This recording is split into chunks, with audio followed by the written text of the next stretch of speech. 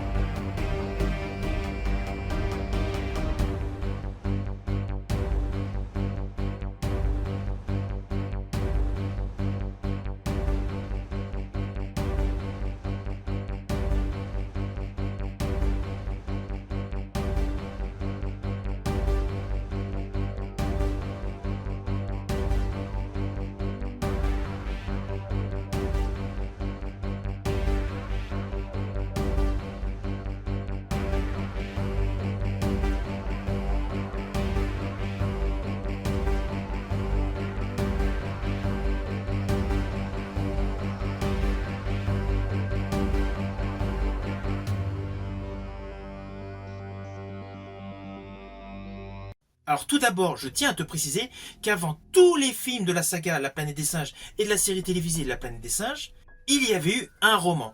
Un roman qui a fait fureur, un roman de Pierre Boulle. Ce roman avait simplement pour titre La planète des singes.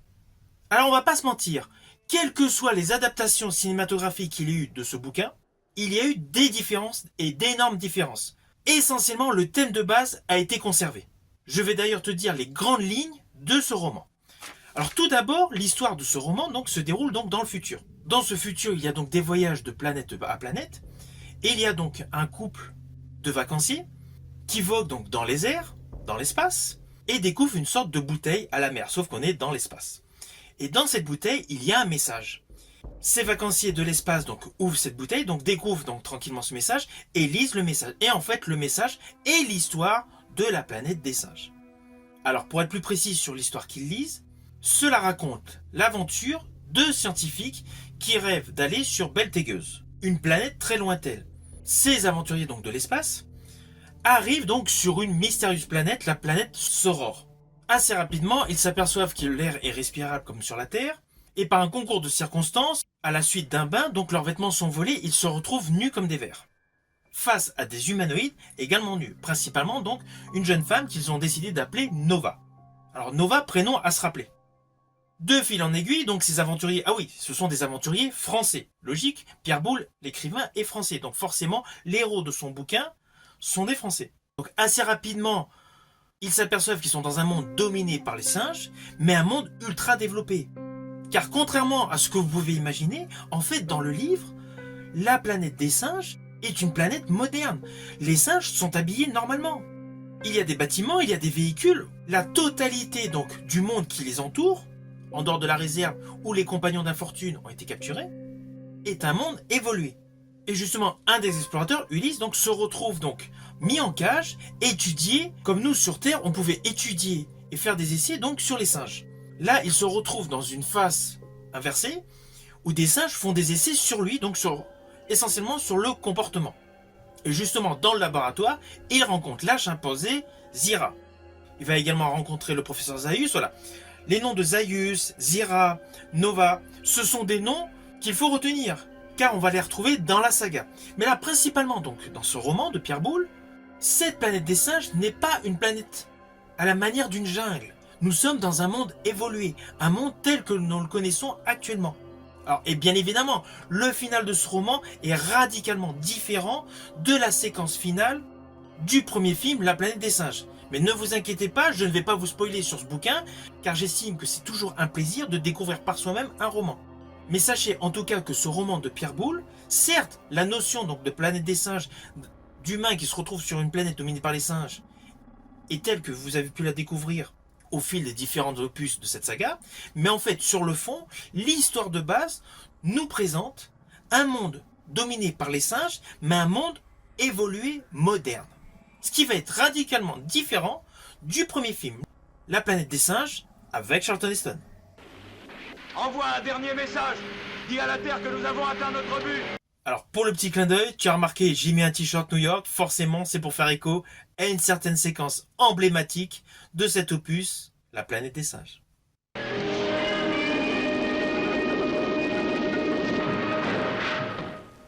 Le monde inconnu qu'il découvre dans l'espace défie tout ce que l'esprit peut concevoir.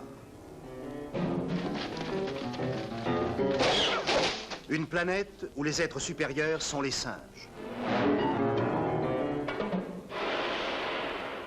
Où les singes construisent les cités, fixent les lois et les divinités. Possèdent les armes pour chasser les êtres humains terrifiés et traqués au fond des jungles. Mis en cage ou exhibés dans les musées. 20th Century Fox a porté à l'écran La planète des singes. Alors ce premier film, La planète des singes, réalisé par Franklin Schaffner, sorti en 1968, reprend les grandes lignes de base du roman de Pierre Boulle. Nous allons retrouver les personnages de Zira, Zaius, Nova, la compagne d'infortune du capitaine Taylor. Voilà, nous allons retrouver beaucoup de noms du roman initial de Pierre Boulle, mais le contexte est radicalement modifié. Et je rajouterai qu'il y a un côté intemporel à toute l'histoire de ce film. Alors le pitch reprend une expédition donc spatiale qui s'écrase sur une planète inconnue, mais qui, au premier coup d'œil, aux premières analyses, le fait qu'on puisse respirer, peut être habitable par l'espèce humaine. À la base, au sein de cette expédition, dans ce film donc de 68, il y a 3 hommes et une femme. Malheureusement, la seule femme de cette équipe d'explorateurs est morte durant le voyage. De ce fait, il n'y a plus que 3 survivants, 3 hommes. Outre le fait de s'être crachés dans un lac, dès qu'ils ont atteint les berges, ils se retrouvent dans un monde totalement désertique. Avec un contraste assez saisissant, car au fur et à mesure qu'ils avancent, qu'ils progressent donc dans ce désert où les rochers sont légion, il y a des éclairs, énormément d'éclairs, mais sans orage. On constate immédiatement qu'il y a un côté étrange dans l'atmosphère de cette planète. De fil en aiguille, à l'instar du roman de Pierre Boulle, les compagnons ont été se baigner et se font voler leurs vêtements, ils se retrouvent donc sans vêtements, ils sont capturés, il leur arrive différentes choses. Je ne veux pas aller plus loin par rapport à ce qui peut leur arriver. Si tu ne connais pas ce film, au moins tu auras le plaisir de découvrir ce film, qui est disponible d'ailleurs sur beaucoup de plateformes de streaming ou également en support physique, DVD ou Blu-ray. Un personnage se dégage essentiellement dans l'histoire, exactement ce qui était le cas dans le roman de Pierre Boulle, sauf que là il s'agit du commandant Taylor, et celui-ci se retrouve avec une jeune femme qu'il va appeler Nova. Vous voyez, on prend déjà un nom du roman de Pierre Boulle. Toujours de manière similaire au roman de Pierre Boulle, il va rencontrer Zira, Zaius, il va y avoir des études comportementales sur lui et son comportement vis-à-vis de Nova, mais le monde dans lequel on évolue a un côté très rudimentaire. Certes, les singes ont la parole, ce qui a totalement surpris donc le capitaine Taylor, mais le monde n'est pas surévolué. Il y a un effet jungle. Je rajouterais que côté ambiance, on pourrait apparenter tout le décor, le mode de vie à l'époque Far West. Alors oui, ils ne sont pas habillés comme des cow-boys, mais voilà, il y a un peu ce côté-là. Une partie évoluée, mais avec des maisons rudimentaires. On détecte que nous sommes dans une phase d'évolution, où bien évidemment, les singes dirigent le monde. Alors c'est indéniable, l'histoire de ce film a un postulat totalement issu de la science-fiction. Alors oui, sur le fond, le scénario de ce premier film, La planète des singes, sorti en 1968, s'éloigne légèrement du roman de Pierre Boulle. C'est une évidence. Mais je rajouterai que le scénario est servi par un spécialiste de la science-fiction. Il s'agit de Rod Serling.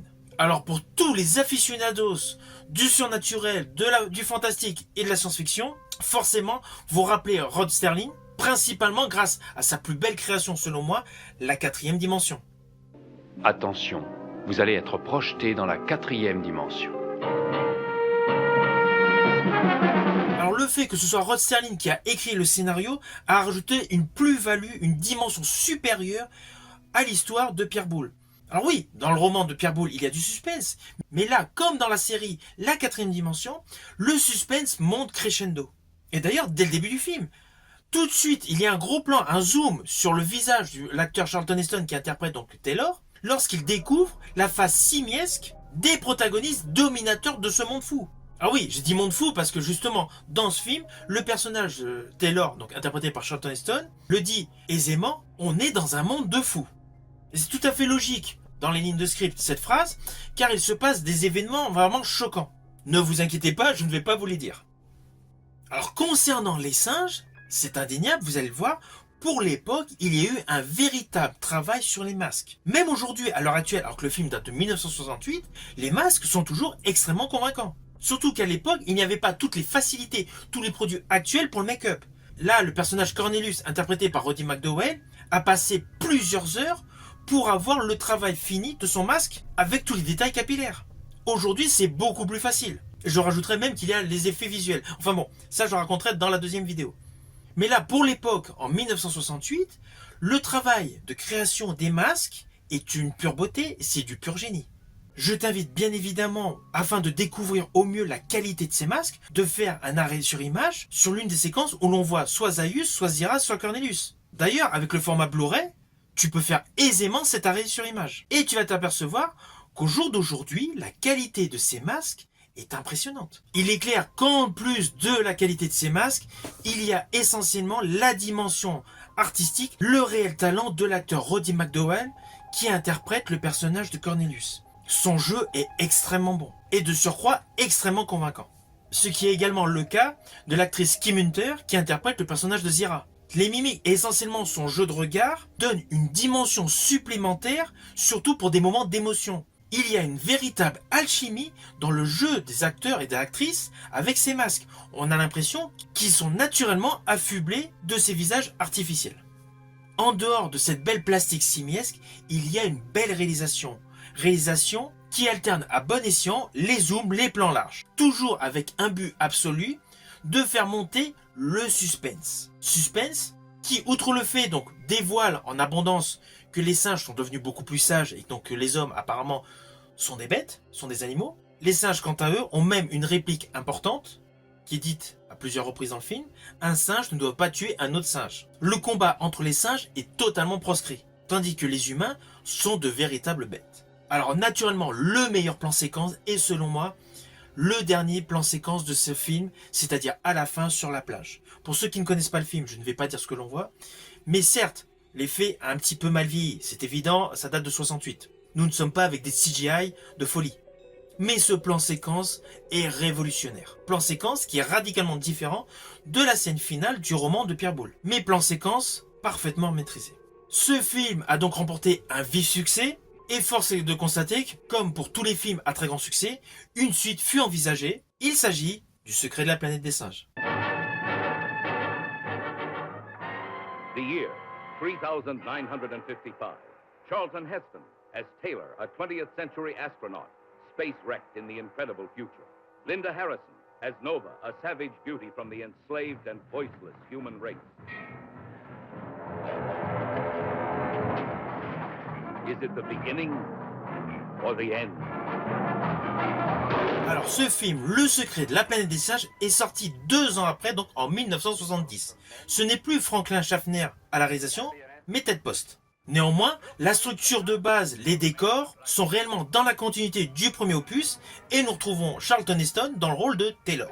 De même que sa compagne Nova, que Cornelius, Zira, Zaius, voilà. Tout le petit monde que vous avez pu voir dans le premier film, on le retrouve dans ce nouveau film. Avec, cependant, 2 nouveaux protagonistes sur le devant de la scène. Alors ce qui est particulièrement cohérent avec ce film, c'est qu'il débute là où s'est terminé le précédent opus. Le précédent opus s'était arrêté sur la plage avec les deux personnages Taylor et Nova. Au début de celui-ci, nous retrouvons assez rapidement le personnage de Taylor et de Nova, qui justement continuent leur chemin après cette plage. Ils arrivent dans un territoire isolé, un territoire désertique, ont décidé donc de vivre ensemble, et là, le personnage de Taylor disparaît sous les yeux ébahis du personnage Nova.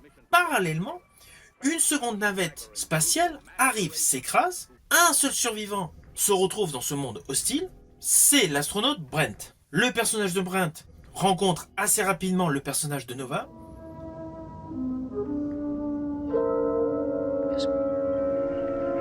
Celle-ci lui fait prendre conscience du monde dans lequel il se retrouve, un monde dominé par les singes, et celui-ci reprend la phrase de Taylor dans le précédent film, c'est-à-dire « Nous sommes dans un monde de fous ». Voilà, il y a beaucoup de petits clins d'œil en termes de phrases, en termes de dialogue par rapport au précédent opus. Là, l'objectif premier de Brent est de retrouver Taylor, et par un concours de circonstances en allant dans la zone interdite, où il reconnaît les vestiges de sa jeunesse, car précisément on se retrouve dans la ville de New York, évidemment en ruine sous terre, et là nous découvrons les descendants des humains actuels. Alors ces descendants humains ont une particularité, ils sont télépathes. Et physiquement, on sent qu'ils sont la résultante de radiation. Au premier regard, ils ont un physique apparemment normal, mais en fait ils utilisent des masques pour recouvrir leur corps qui démontrent les stigmates de radiation violente. Cet opus, Le secret de la planète des singes, nous permet de mettre en avant une communauté humaine qui est complètement partie dans un délire apocalyptique. Ils vénèrent une bombe atomique, une bombe qui peut mettre fin à la Terre. Dans le film de 1968, La planète des singes, il était mis en évidence que les singes étaient beaucoup plus apaisants, ils ne veulent pas tuer d'autres singes, tandis que l'espèce humaine a une volonté de se combattre. Et là, justement, dans ce film, Le secret de la planète des singes, ce postulat récurrent revient. L'homme est initiateur de destruction. Et le final, justement, de ce film met cela en application. Ce film a naturellement eu un énorme succès. Forcément, un troisième opus de cette saga a été mis en chantier. Il a pour titre Les évadés de la planète des singes. Welcome, gentlemen, to the United Escape from the planet of the apes. Their adventures are completely fresh, completely new, astonishingly different from what you experienced in Planet of the Apes and Beneath the Planet of the Apes. Zira, I want that baby. If you won't give it to me, I'll shoot. Why was Washington thrown into a turmoil by this one baby? Stop him! Escape. Alors cet opus est sorti en 1971, soit un an après Le secret de la planète des singes. Et le réalisateur n'est plus Ted Post, mais Don Taylor. Alors l'histoire de cet opus est radicalement différente. Nous ne sommes plus dans le futur, mais à notre époque. Bien évidemment, l'époque à laquelle a été tourné ce film, donc au cœur des années 70. Nous avons donc une navette qui arrive non loin d'une plage. Les astronautes sortent de cette navette, et là, coup de théâtre pour tous les humains qui sont autour, les militaires, les officiels. Il s'agit de Cornelius et Zira. Ils ont utilisé la navette de Taylor. Alors tu vois que l'histoire est complètement différente. Nous ne sommes plus dans le postulat de l'humain qui va dans un monde de singes, mais là ce sont des singes surévolués qui se retrouvent dans le monde humain. Il y a un réel paradoxe, mais implicitement, il y a une cohésion historique qui s'instaure. Car au fil de cet opus, Cornelius et Zira ont un enfant. Celui-ci est donc voué à un avenir important, notamment dans la confrontation humain-singe. Et justement, l'histoire de ce troisième film va faire un focus sur ce couple avec cet enfant. D'un côté, il y a tout le côté médiatique, où tout le monde se demande mais d'où ils viennent, comment se fait-il qu'ils parlent, ce qui était exactement le cas pour le personnage Taylor arrivant donc dans ce monde de fous, dominé donc par les singes. Nous découvrons donc le couple Zira et Cornelius s'immergeant donc dans la culture humaine avec surtout les pratiques, les us et coutumes et essentiellement en débutant par l'habillement. Il y a leur immersion au sein d'une société qui au final est interrogative. Ce couple vedette, ce couple phare donc de ce film Les évadés de la planète des singes, étant naturellement gentil et ayant un fond naturellement bon, ils ont de ce fait des amis humains. Des amis humains qui vont les aider. Alors ne vous inquiétez pas, je ne vais pas détailler. Mais en fait, assez rapidement dans ce film, le couple Zira et Cornelius vont devoir tout faire pour protéger leur enfant. Leur enfant, vous devinez, forcément singe, qui se retrouve à notre époque avec le don de la parole. Cela fait forcément écho à ce que Zaius disait dans le premier opus de cette saga, La planète des singes de 68. Ce film a, comme les deux précédents opus, du suspense, une montée crescendo donc de l'adrénaline et surtout un final haletant. Alors sur le fond, ce film a un peu moins de budget que les deux précédents, mais cela n'a pas du tout empêché ce film de faire un carton au box-office. Ce film a donc eu une suite, un quatrième opus de cette saga a vu le jour. Il s'agit de La conquête de la planète des singes. The most awesome, the most horrifying spectacle in the annals of science fiction. Will be the end of human civilization, and the world will belong to a planet of apes!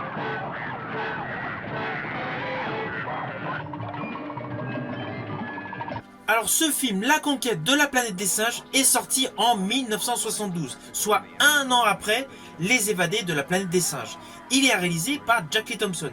Jack Lee Thompson est un réalisateur très varié en termes de genre de film. Il a d'ailleurs collaboré à plusieurs reprises avec l'acteur Charles Bronson. Mais là, avec ce film, il a permis d'avoir un opus très anxiogène par rapport à la communauté simiesque, par rapport à la communauté humaine. Cet opus, j'estime qu'il est indispensable. Je rajouterais d'ailleurs que cette première saga aurait pu s'arrêter là, l'histoire était totalement cohérente. Cela faisait une réelle boucle. Sur le plan scénaristique, nous nous retrouvons donc quelques années après Les évadés de la planète des singes. Il y a eu un terrible virus planétaire qui a décimé de nombreux animaux. De ce fait, les singes sont devenus des animaux de compagnie dans tous les foyers. Et je rajouterais que ces singes avaient des particularités optionnelles très appréciables par les humains, c'est qu'ils peuvent également effectuer des tâches ménagères, des tâches professionnelles.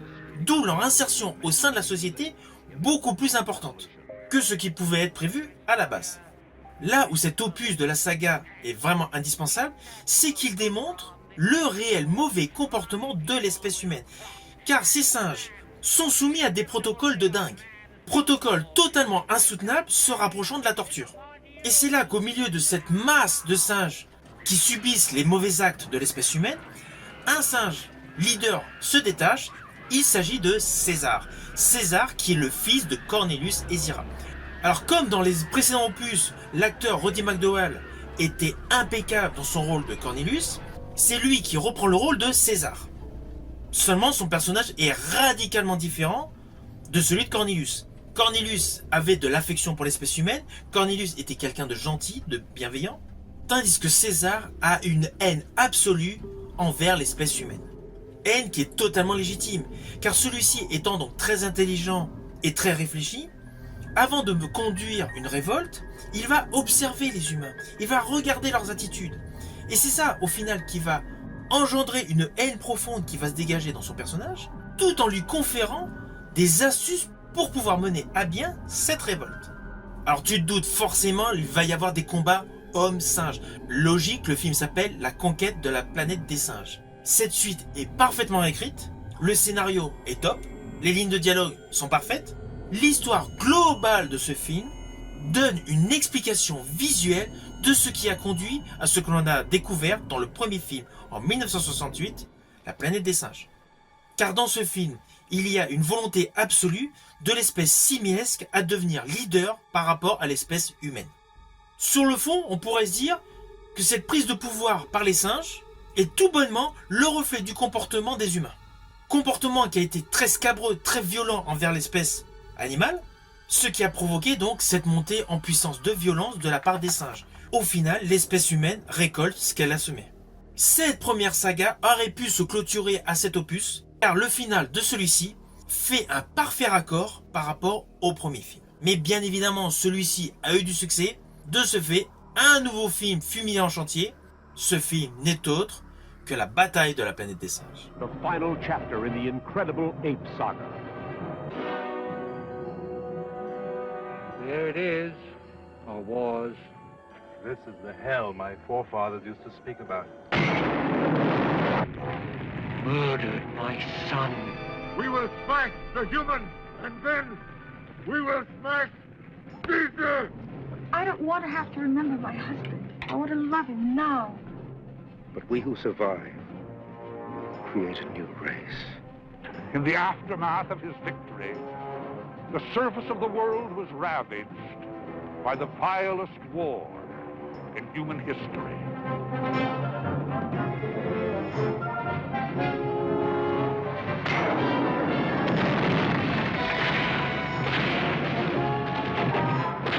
Ce film est sorti en 1973, soit un an après la conquête de la planète des singes, et celui-ci est toujours réalisé par Jack Lee Thompson. C'est la première fois dans cette saga qu'un réalisateur réalise 2 opus. Deuxième opus, en parfaite adéquation avec le final du précédent.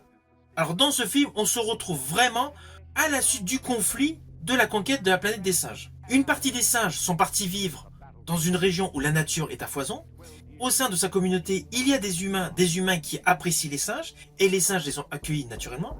Et parallèlement, nous découvrons donc les humains résultant du grand conflit homme-singe, qui eux vivent dans la ville, dans les décombres. Et évidemment, nature humaine oblige, ces humains veulent s'en prendre aux singes. Ils veulent quitter leur ville pour attaquer les singes. Le naturel est revenu au galop.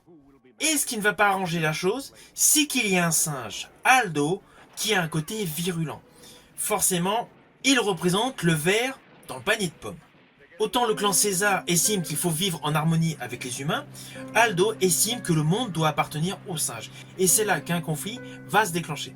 Alors ce qui est le plus intéressant dans cet opus, c'est que d'un côté nous avons donc la colonie des singes, qui sont paisibles, qui ont des us et coutumes assez classiques, ils font de l'agriculture, il y a l'éducation, il y a un côté voilà très paisible, très harmonieux.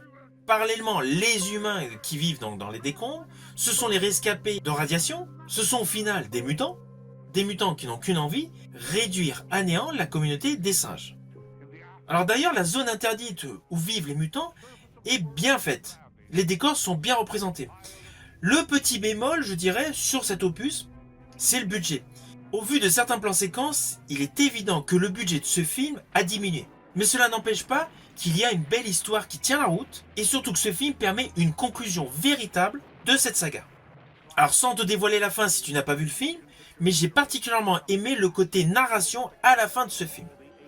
En tout cas, sache qu'au vu de ce final, la saga La Planète des Singes était clôturée. Aucun projet de suite n'était prévu. Cependant, pour la télévision, il y a eu le projet de la série La Planète des Singes. Série qui est sortie en 1974, soit un an après le dernier opus, version cinéma. Alors cette série ne reprend aucunement les personnages des différents films.